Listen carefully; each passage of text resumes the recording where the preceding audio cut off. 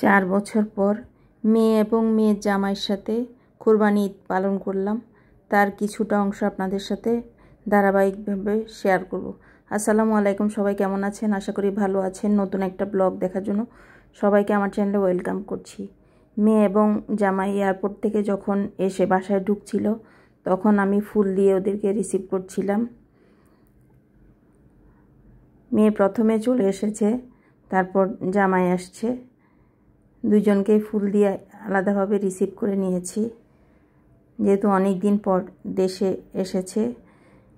দীর্ঘদিন পর সন্তানের সাথে যখন মা বাবার দেখা হয়, সেই যে আনন্দের মুহূর্তটা, এটা আসলে ভাষায় প্রকাশ করা যায় না।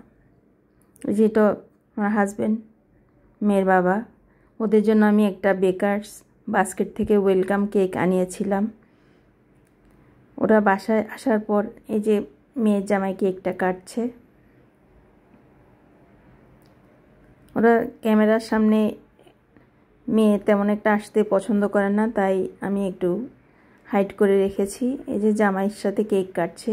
কেক কাটার পর বাংলাদেশের যত ফল আছে, যেসব ওরা দীর্ঘদিন ধরে খায় না, সব কিছু ফল, আনকমন ফলগুলা রাখার চেষ্টা করেছি। এখানে তালের শ্বাসও ছিল, কিন্তু এখন দেখছি তালের শ্বাসটা আমার ক্যামেরাবন্দি হয়নি। অনেক রকম ফল ফ্রুট ছিল, আর আমার হাতে বানানো কিছু স্ন্যাক্স ছিল। এগুলো দিয়ে ওরা সন্ধ্যা নাস্তাটা করার পর তারপর ওদের জন্য ডিনারে আমি আয়োজন করেছিলাম ইলিশ পোলাও, মাটন রেজালা, আর ডিম সিদ্ধ আর সালাদ। যেহেতু ওরা লং জার্নি করে এসেছে, ওজন্য ওরা বলছে আমরা ডিনারে বেশি কিছু খাবো না। তারপর ওদের সাথে ওর ফুফু এসেছিল, মেয়ের ফুফু এসেছিল দেখা করতে। ওরা আসার আগে আমি অনেক রকম মাছ আনিয়ে রেখেছিলাম। এটা ছিল একদম বড় চিংড়ি মাছ। চিংড়ি মাছ ভাজি করে নিয়েছি।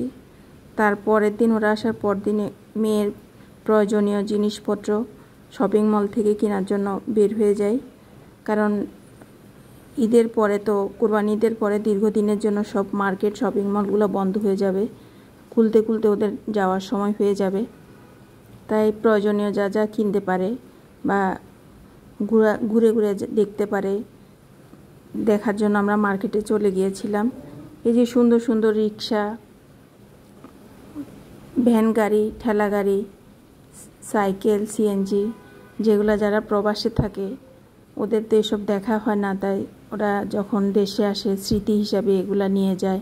নিয়ে গিয়ে ওরা ওদের ঘরে সাজিয়ে রাখে, আর দেশের সুন্দর সময়গুলোকে, মুহূর্তগুলোকে মনে করে। ওরা, আমার মেয়ে এবং মেয়ের জামাই ইংল্যান্ড থাকে। তারপর আমরা শপিং শেষ করে কাচ্চি ডাইনে ওরা কাচ্চি খাবে, কাচ্চি খেতে গিয়েছিল। কাচ্চির টেস্টটা তেমন একটা আমার কাছে ভালো লাগে নাই। এটা কোরবানি ঈদের আগের দিন রাতের বেলা মেয়ের বান্ধবী এসেছিল।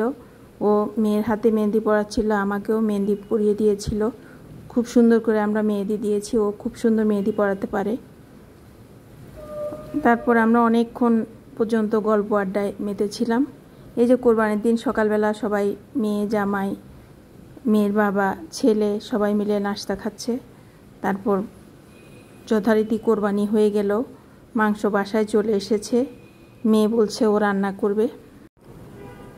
এক পাতিল রান্না বসিয়ে দিয়ে বাকিগুলা কাটাকাটি করে নেওয়া হচ্ছিল।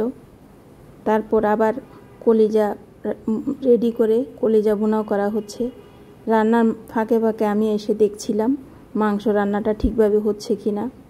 এই যে এদিক দিয়ে মাংসটা রান্না হচ্ছে, আর এদিকে কলিজা ভুনা হচ্ছে।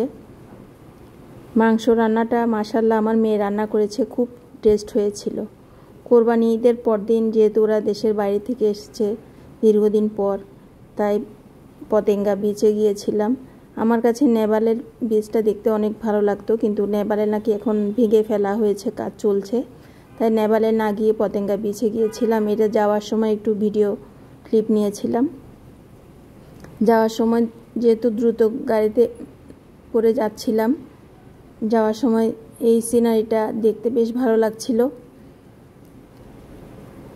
এই যে পাশে নদী, নদীর মধ্যে অনেক জাহাজ নোঙর করে আছে। তারপর আমরা এসে পৌঁছে গেলাম, কিন্তু প্রচণ্ড গরম ছিল।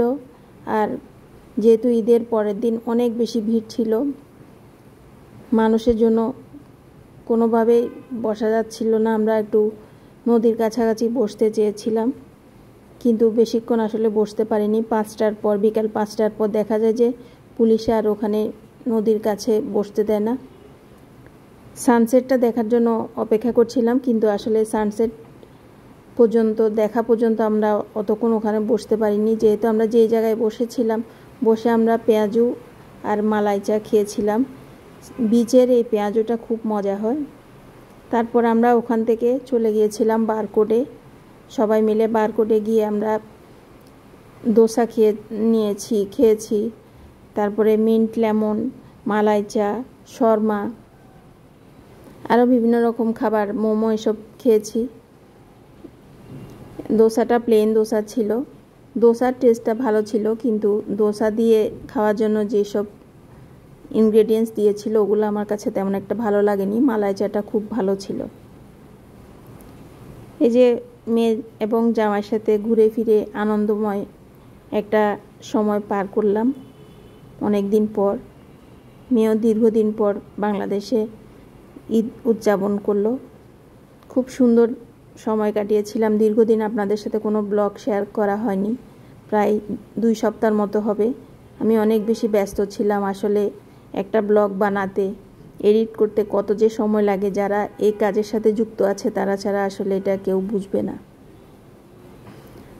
যারা আমার ব্লগ দেখেন বা দেখতে পছন্দ করেন, অনেকে পছন্দ করেন না, তাদেরকে অনুরোধ করব একটা লাইক দিয়ে ব্লগটা দেখা শুরু করবেন।